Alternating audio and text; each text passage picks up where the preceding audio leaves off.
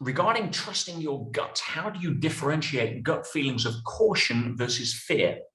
I once had a strong gut feeling regarding a decision that I interpreted as fear, but in hindsight turned out to be a cautionary indicator.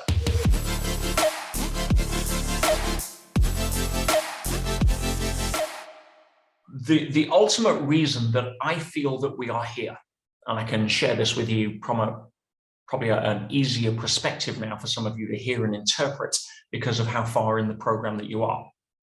So hold a space for me on this. The real purpose of life, I believe, having looked at how Earth School operates and seeing thousands of examples of lives that you would say don't work and thousands that do.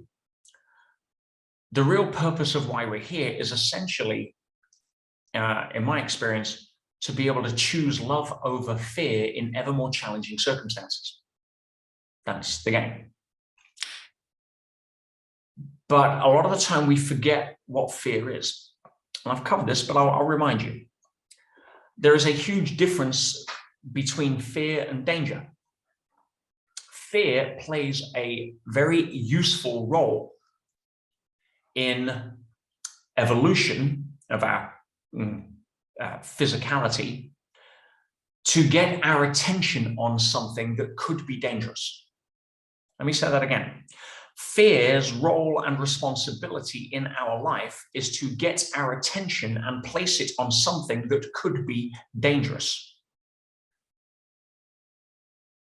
Other than that, fear plays absolutely no useful role in our life. Nor does it play any useful role after it's drawn your attention to what may be dangerous. Fear does not serve you other than the low warning light on the fuel tank on the car, or the engine warning light. Oh, there's something wrong, it needs my attention, let me pay attention to it, rather than happily gallivanting, listening to your music down the freeway and suddenly wonder why the car doesn't work anymore. So, fear is not involved in making smart decisions. Fear is not involved in avoiding unsmart decisions. Intelligence is involved in those two scenarios. Okay, so there's no point does fear play a role other than to slap you out of your sleepwalk to bring your attention to something that needs an intelligent response. Everybody follow? Okay.